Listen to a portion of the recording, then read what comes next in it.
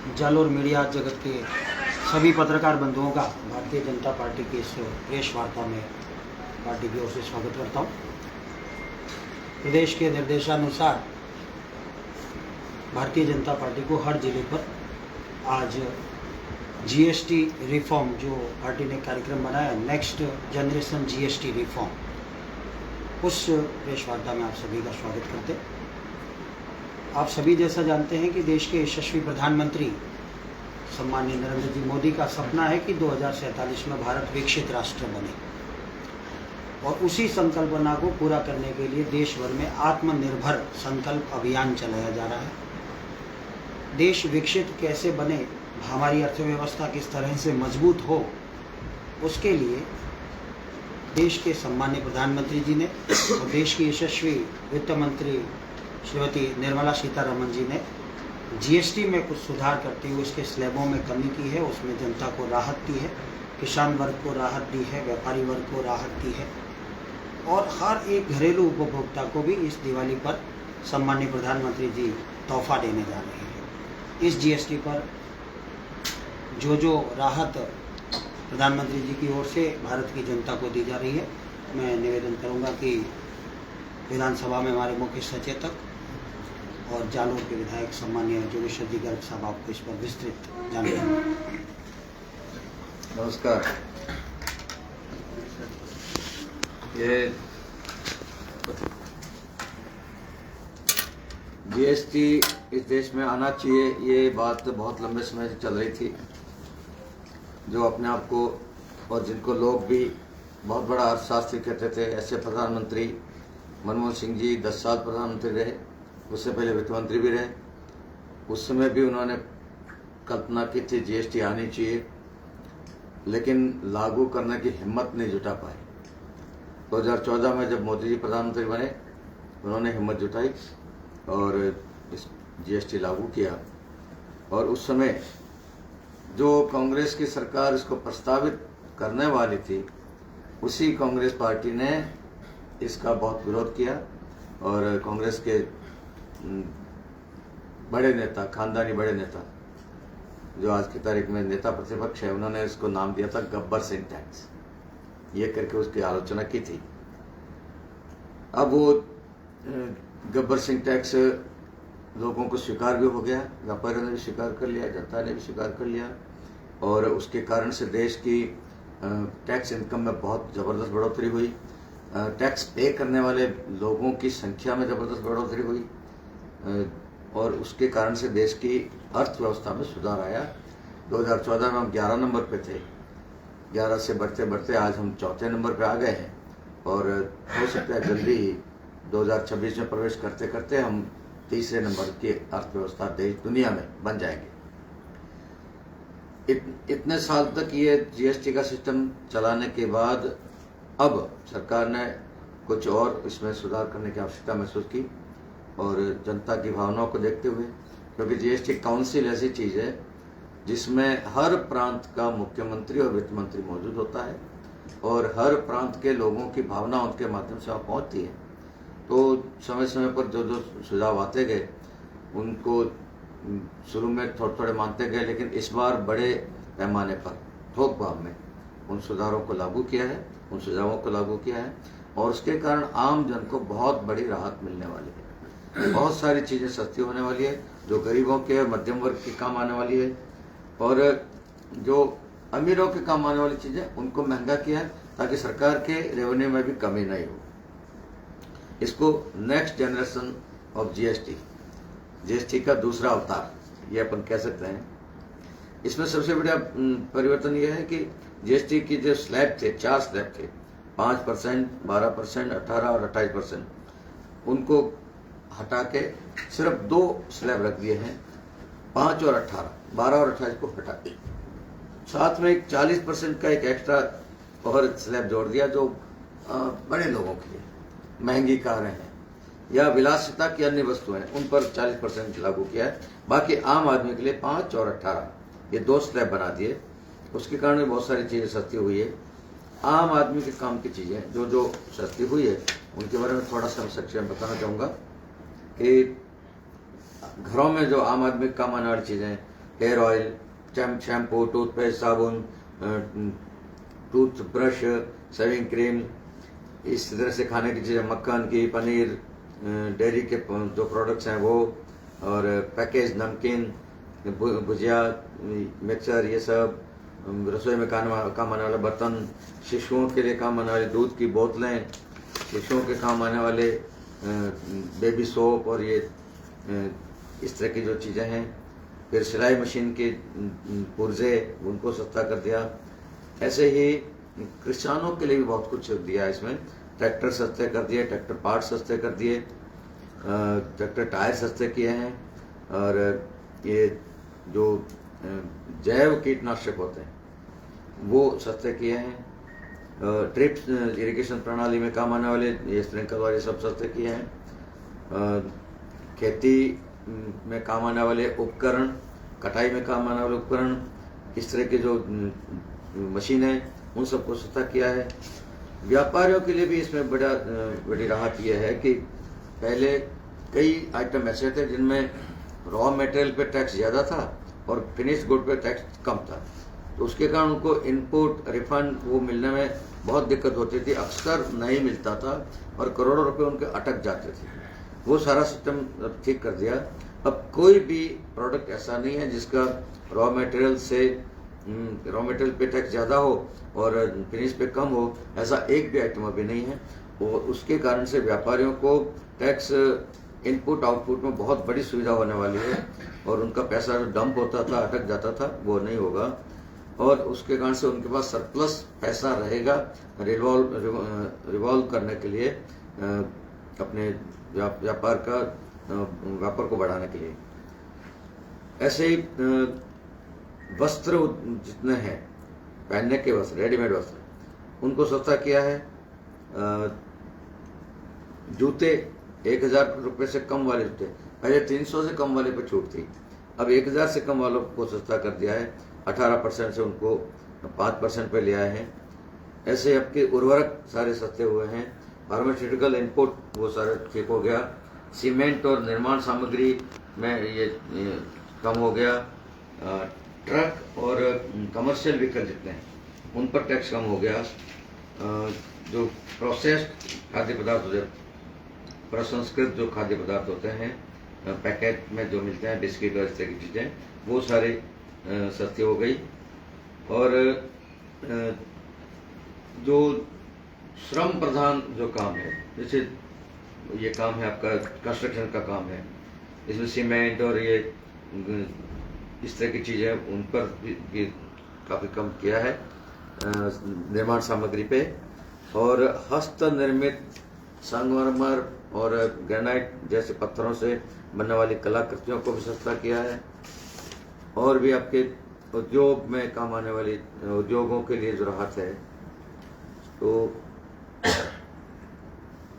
चमड़ा और चमड़े से बनी वस्तुओं को सस्ता किया है। सीमेंट मैंने बोला, संगमरमर, ग्रेनाइट और संगमरमर के ब्लॉक और दूसरे पत्थरों के ब्लॉक वो सस्ते किए हैं। लकड़ी और के जो बनी हुई चीज़ें जो है, तो हाथकरघा वाले घरों में बनाते हैं लोग, कारीगर बनाते हैं, वो सब सस्ते किए हैं। परिवहन विभाग है, और ये जो उपभोक्ता इलेक्ट्रॉनिक्स आइटम जो है उनमें भी बहुत कुछ सस्ता किया। एयर कंडीशनर सस्ते हो गए, टेलीविज़न 32 इंच से छोटे वाले सस्ते हो गए, मॉनिटर्स और प्रोजेक्टर, ये कंप्यूटर वाले, ये सस्ते हो गए। बर्तन धोने की मशीन सस्ती हुई है। पेट्रोल और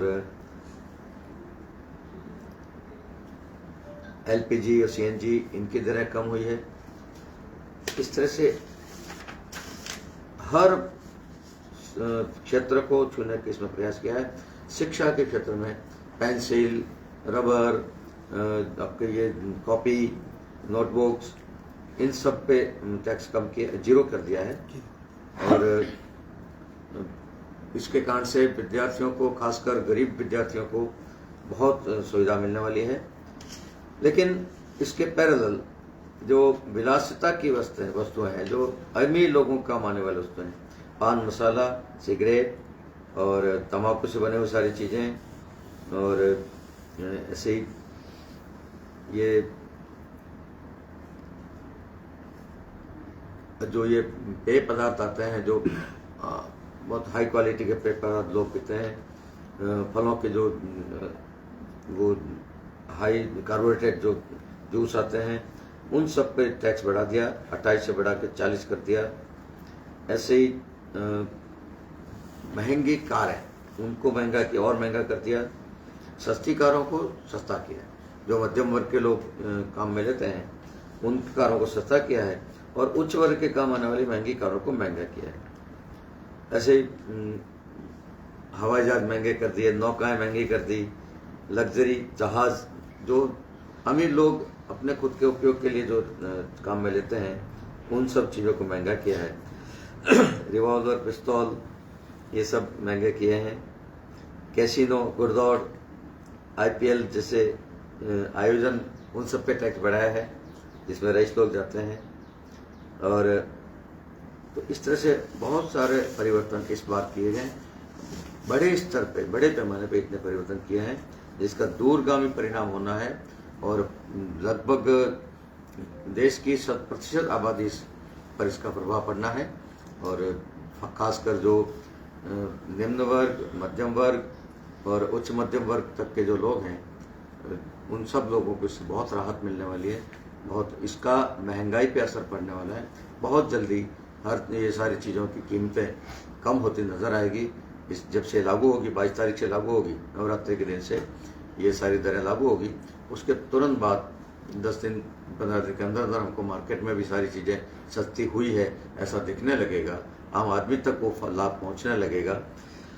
ये सब जो किया है उसके लिए मैं भारतीय जनता पार्टी जालोर की तरफ से माननीय प्रधानमंत्री जी और वित्त मंत्री जी का आभार व्यक्त करता हूँ, और जनता से निवेदन करता हूँ कि इस सब का लाभ लें, और व्यापारी भाइयों से निवेदन करता हूँ कि वो अपना सिस्टम ऐसा बनाए कि ये लाभ गरीब व्यक्तियों तक जल्दी से जल्दी पहुँचे और बीच में ही गड़बड़ नहीं हो जाए। उस दृष्टि से अपना सिस्टम वो ठीक करें। मुझे इतने कहना था, और कुछ होता। जब से मोदी जी के प्रथम कार्यकाल में GST शुरू हुई, उस समय से विपक्ष के नेताओं ने ये कहा था गबर टैक्स है, इसमें स्लैब खूब सारे डाले हुए हैं, तो 8 साल क्यों लगा दिए सुधार करने में? बड़ा सुधार 8 साल बाद हुआ, छोटे छोटे सुधार तो हर बार होते रहे। और मैं फिर कह रहा हूँ, GST काउंसिल का कॉन्सेप्ट ऐसा है, उसमें हर प्रदेश का मुख्यमंत्री और वित्त मंत्री अनिवार्य रूप से सदस्य होते हैं। जो भी निर्णय होते हैं उनकी मौजूदगी में होते हैं। और जिसमें GST लागू हुआ उसमें तो कांग्रेस के बहुत मुख्यमंत्री थे, अब कम रह गए, तो उसमें तो काफ़ी थे, और ये ममता जी और ये सारे लोग थे। तो इन सबकी सहमति से तब भी हुआ था, उनकी सहमति से अब भी हुआ। तो ये बिहार, इसलिए ये नहीं कह सकते कि सरकार ने कर दिया और हमारी कोई वो भागीदारी नहीं है या हमारी कोई जिम्मेदारी नहीं है। ये सिर्फ बाहर आके पब्लिक में बोलने की बात है, अंदर वहां पर क्या आता है, वहां आके विरोध करते हैं। तो बिहार के चुनाव के मद्देनजर भी कुछ मान सकते हैं इसमें?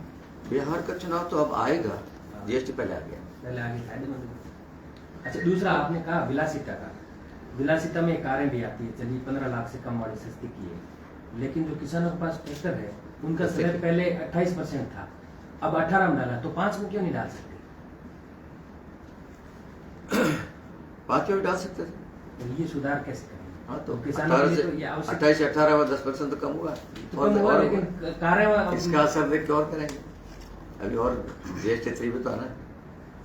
सर, इसमें ये देख सकते हैं कि जैसे सरकार बनने के बाद में अभी GST में सुधार 4 स्लैब, सबसे हाई 28 का था, तो 28 के जो स्लैब के दौरान जो वस्तुएं आती थी उस समय सस्ती नहीं थी, तो ये एक तरह से मोदी जी की सरकार बनने के बाद में जो महंगाई पर कंट्रोल नहीं कर पाए, तमगा एक तरह से कह सकते हैं, उसको कहीं ना कहीं मैनेज या कंट्रोल करने की और कदम है ये? महंगाई बढ़ने के और भी कई कारण होते हैं, केवल टैक्स ही नहीं होता है, डिमांड और सप्लाई उसका बड़ा कारण होता है। जिस समय मार्केट में प्याज की डिमांड है, प्याज की फसल खराब हो गई, प्याज महंगा हो जाएगा, टैक्स नहीं बढ़ाया तो भी महंगा हो जाएगा, तो वो कारण भी रहते हैं। और टैक्स भी अपने आप में कारण रहता है, और उस टैक्स वाले कारण को सरकार ने दूर करने का प्रयास किया है। और ये सारा जनता से जो फीडबैक मिला, व्यापारियों से फीडबैक मिला और सरकारों से जो राज्य सरकार से सबसे फीडबैक मिला और अर्थशास्त्रियों से जो फीडबैक मिले, उन सबके आधार पे ये बड़ा परिवर्तन किया है। आवश्यकता पड़ने पर और परिवर्तन होंगे। आप जालोर के विधायक हैं। जालोर में ग्रेनाइट के कच्चे माल पे इन्होंने जीएसटी कम की है और ग्रेनाइट फिनिशिंग पे जीएसटी 18% रखी है। तो ये तो पहले वाली बात होगी। अब जालोर की ग्रेनाइट हब को आगे बढ़ाने के लिए आपने ये बात रखी नहीं थी कि इनमें दो नीति क्यों रखी? तभी 5% और 18% गैप रख दिया दोनों में। ब्लॉक का व्यापार अलग तरह से होता है। ब्लॉक बाहर भी जाते हैं, विदेश में भी जाते हैं और टाइल्स का व्यापार अलग तरह से होता है और दोनों में जो थोड़ा बहुत फर्क रखा है उसके लिए ग्रेनाइट एसोसिएशन के लोगों ने मुझसे बात की है, संपर्क किया है और हम उसके लिए प्रयास कर रहे हैं कि इनके बारे में भी पुनर्विचार हो। अभी भी कुछ ऐसी चीज़ें आपकी नज़र में है जिस पर टैक्स 5% या उससे भी जीरो करने की आवश्यकता है? वो तो समय समय पर आवश्यकता तो समाज से जैसे इस बदलाव के बाद भी अभी कोई गुंजाइश है कि सरकार अपने स्तर पर ऐसे सुझाव या कुछ बदलाव कर सकती है? जीएसटी काउंसिल की मीटिंगें साल में 8-10 बार होती है, हर महीने 1.5 महीने मीटिंग होती है। तो उसमें ये बदलाव अगर सुझाव जाएंगे तो लागू होंगे क्या? तो सुझाव जाते हैं, सब सहमत हो जाते हैं, वो हो जाते हैं। सर्वसम्मति का निर्णय होता है, वहाँ डिसेंट आउट नहीं आता। यदि कोई कहता है, एक भी मुख्यमंत्री कह दे कि नहीं ये नहीं होना चाहिए, तो वो निर्णय रुक जाए। सब कहते हैं कि ओके कर लो, वही निर्णय होते हैं। सर, इसके अलावा भी एक और है कि अभी मुख्यमंत्री ने बीच में जब विधानसभा 2-3 दिन बंद थी तो कई प्रभारी मंत्रियों को अपने अपने जिलों में भेजा था। यहाँ भी प्रभारी मंत्री केवल बैठक करके गए थे, लेकिन जालोर अभी भी कई कॉलोनियाँ पानी में डूबी हुई है। उस पर सुधार की कोई गुंजाइश है? वो इसलिए थोड़ा डिले हो रहा है, किसानों को बड़ा नुकसान हुआ है, फसल अतिवृष्टि के कारण खराब हुई है। तो उसकी सूचना सिस्टम यह है कि उसकी गिरदावरी करनी होगी और गिरदावरी का जो सॉफ्टवेयर अब जो लेटेस्ट काम में आ रहा है वो ये है कि उस खसरे में खड़े होकर ही आपको रिपोर्ट देनी है। आप खसरा नंबर 415 में खड़े हैं और रिपोर्ट दे रहे हैं कि भी इसमें मूंग खड़ा था और वो 100% खराब हो गया है, 80% खराब हुआ है। वो बोलेंगे, वो फीड करेंगे तो वो एक्सेप्ट करेगा। जियो टैगिंग के कारण वो उस खसरा को देख रहा है कि आप 415 में खड़े हैं। अब 415 में खड़े खड़े 417 के गिरदावरी नहीं कर सकते, उसको आपको 417 में जाना पड़ेगा। यदि यहाँ खड़े खड़े करोगे तो सॉफ्टवेयर आपको कह देगा कि नहीं, आप उस कचरे में नहीं खड़े हो, उस कचरे में जाओ। ऐसा सिस्टम है। खेतों में कई जगह अब भी पानी भरा हुआ था, उसके कारण से उस कचरे में जाना संभव नहीं था। अब जैसे जैसे पानी कम हो रहा है वहाँ पटवारी पहुँच रहे हैं, उसी कचरे में खड़े होकर गिरदावरी कर रहे हैं और वो एक्चुअल गिरदावरी, एग्जैक्ट गिरदावरी जा रही है। कोई टोरा नहीं मार सकता, ऑफिस में बैठे बैठे पटवारी कुछ नहीं कर सकता या तहसीलदार कुछ नहीं कर सकता। इस कचरे के बाद इस कचरे में खड़े रहकर करनी है, एक कचरे के बाद इसमें खड़े रहकर करनी है। उसके कारण एक तो वास्तविक स्थिति ऊपर तक पहुंचेगी। फिर उसमें जिसके लिए जिसने अपना फसल बीमा करवा रखा है उनको बीमा कंपनी मुआवजा देगी। दुर्भाग्य से किसने बीमा नहीं करवा रखा है या कोई टेक्निकल गड़बड़ रह गई तो उसको राजस्थान सरकार अपनी तरफ से राहत देगी। नहीं, अभी भी कई किसान ऐसे जो खुद इस ऐप से गिरदावरी कर नहीं सकते। किसान नहीं करेंगे, पटवारी करेंगे। वही कह रहा हूँ, नहीं सरकार ये कह रही थी कि ऐप डाउनलोड करिए और किसान सेल्फ कर सकता है, लेकिन जो नहीं कर सकते उनके पटवारी वहां जाके करेगा और उस ऐप में जाना है। और कई खेतों में पानी भरा हुआ था नहीं सर, है अभी भी, और है तो वो थोड़ा लेट हो जाएगा, इसलिए टाइम दिया है 15 अक्टूबर तक। पर सबको राहत मिलेगी, किसी के साथ भेदभाव नहीं। शहर वाले पानी की बात कर रहा हूँ, उस पर कोई आपकी दृष्टि? शहर में पानी उधर निचले इलाके में है, तालाब से नीचे वाला ज़्यादा है और उसका मैंने तो साल भर पहले ही इस बीमारी को पकड़ लिया था। जब मुझे पता चला कि तालाब के पहाड़ पे जो उधर रोड बना, वो रोड बनाते समय तालाब का लेवल थोड़ा ऊंचा हो गया तो तालाब में पानी ज़्यादा भर गया पानी, उसको अच्छा मानते लोग, लेकिन उसका नुकसान ये हुआ कि नहर 12 महीने लगभग भरी पड़ी रहती है और उसके कारण कई समस्याएं पैदा हुई। उस नहर में होके पानी की पाइपलाइनें भी निकल रही है, उस नहर में होके सीवरेज की लाइनें भी निकल रही है और वो उसमें थोड़ा बहुत भी लीकेज हो जाए तो सारा तालाब उससे प्रभावित हो जाता है। ये सारा ये समस्या पैदा हुई। तो उसके लिए मैंने कलेक्टर साहब को कहा था और कमेटी बनाई थी उन्होंने। कमेटी ने सर्वे कर लिया, सर्वे करके रिपोर्ट दे दी भी इस तालाब से ओवरफ्लो को जो पानी पहले तो खेतों में जाता था, खेत ही खेत थे, अब कॉलोनियाँ बन गई तो कैसे करना। तो उन्होंने उसका रास्ता तय कर दिया है। उस रास्ते को व्यवस्थित करने के लिए क्या क्या करना है वो सारा DPR बना दी है। वो DPR सरकार को सबमिट हो गई थी, सैंक्शन लगभग होने ही वाली है, लास्ट स्टेज पर है। वो सैंक्शन होकर आ जाएगी। मेरे ख्याल से 2-2.5 करोड़ का कुछ प्रोजेक्ट है। बस ये इधर बरसात भी रुक गई है, इधर सैंक्शन भी आने वाली है, तो तुरंत टेंडर करके उस काम को शुरू करेंगे। तो ये भविष्य में कभी भी, भविष्य में हमेशा के लिए तालाब के ओवरफ्लो का पानी किसी भी कॉलोनी में नहीं भरे, उसका प्रॉपर डिस्पोजल हो जाए, वो व्यवस्था हो जाए। मैं परमानेंट जरूर